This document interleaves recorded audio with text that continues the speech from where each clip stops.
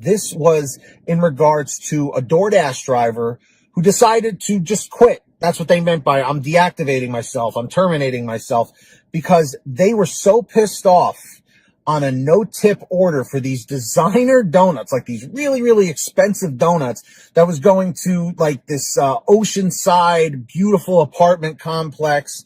And it was a no-tip order.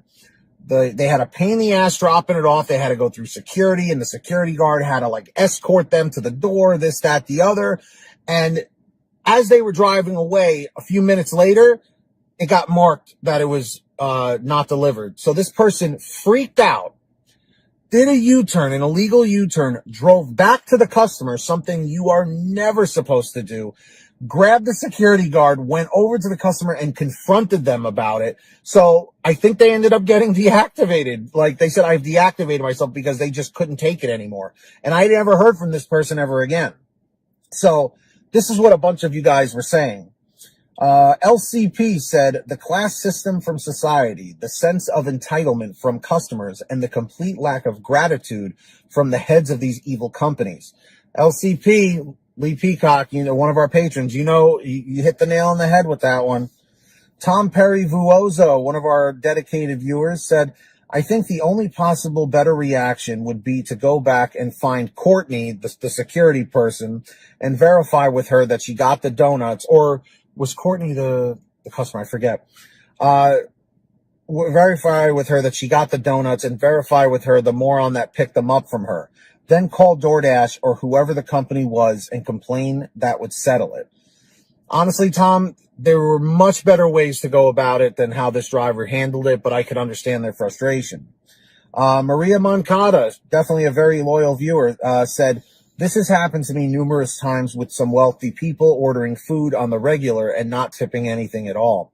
I recognize their addresses, and if I accept an order from a known non-tipper, I just dump the order and move along. Maria, I totally understand. That is definitely a reason to reassign an order. JJ and Jess says, eventually DoorDash will run out of new people to enroll and won't be able to replace those they deactivated.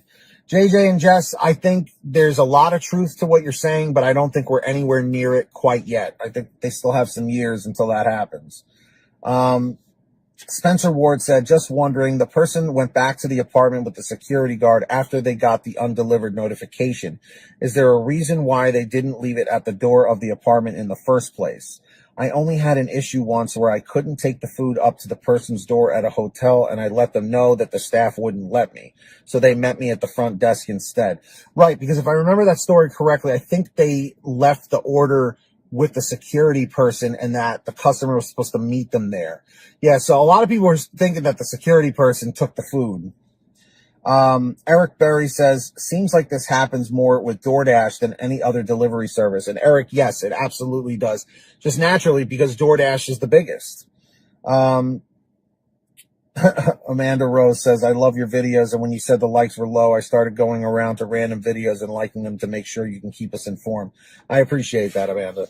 So with all of this being said, guys, have you yourself ever been on a particular DoorDash delivery where you had a customer say the order didn't get delivered, it was a no-tip order, and then you decided to go back to the customer? I hope that's none of you. I know a bunch of you guys have dealt with the people that have said that they never got the order, because that's what's been happening a lot in the past year or so. But just as a rule of thumb, guys, as much as sometimes you just want to go back and let a customer have it, do not do it. Do not do it, because the chances of you getting deactivated or terminated, whatever you want to refer to it as, are extremely high, because if the customer decides to report you, which in most cases they probably will, if they feel threatened, even if they're kind of a jerk, I wouldn't recommend it, because it's not worth losing your opportunity to work with these companies. That's just my 2 cents. So let me know your thoughts in the chat or the comments down below. This video has been brought to you by the Paid to Drive membership program. Get started today by clicking the join button now.